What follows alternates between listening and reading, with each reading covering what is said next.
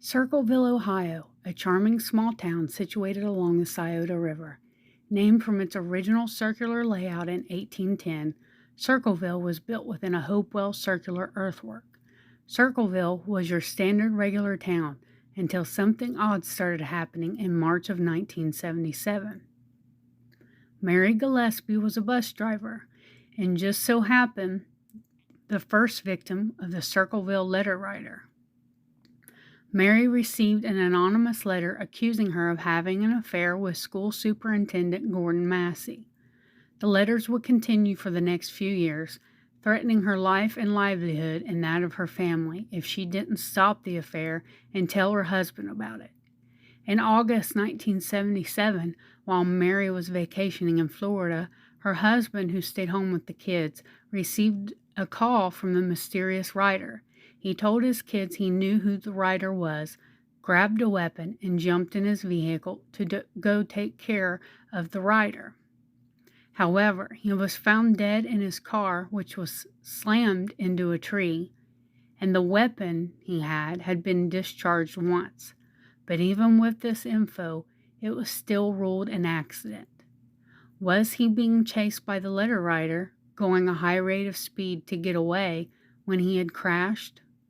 We may never truly know, but many of the locals suspected foul play and didn't buy the accident explanation. After his death, Mary did start dating the school superintendent, Gordon Massey. This confirmed with many people that Mary was in fact having an affair like the letter writer had accused her of. In 1983, signs were being placed around town and along Mary's bus route saying inappropriate things about her teenage daughter. One day, Mary had had enough. She pulled the bus over and tried taking down one of the signs. But rigged up to the sign was a small wooden box. She took the box home and opened it. Inside was a booby trap. A weapon was rigged to go off, with the obvious intention being to kill Mary. BCI discovered the serial number of the weapon belonged to a co-worker of Paul Fresher. Paul was the brother-in-law of Mary and her late husband. The co-worker admitted to police that he had sold the weapon to Paul. Paul's soon-to-be ex-wife told the cops that Paul had been angry over Mary's affair, and she also stated that Paul was the letter writer. She had found a few of his letters around the house at one point. Paul admitted to police that it was his gun, but said that the gun had been stolen. He gave the cops samples of his handwriting. He was then arrested for the murder attempt on Mary's life. He was never charged for the letters, even though the court allowed 39 of them to be submitted into evidence. Paul had always maintained his innocence. 3 different handwriting experts agreed that the writing on the letters and signs came from the same person, and they matched the handwriting of Paul. Also, similar boxes like the one rigged up to the sign were easily accessible at Paul's place of work. Paul was found guilty of attempted murder and sentenced to 7 to 25 years. Paul was banned from using paper and pen, but somehow the letters continued even while Paul was incarcerated. Mary wasn't the only one receiving letters. It is estimated that a total of 1,000 letters were sent out to residents of Circleville.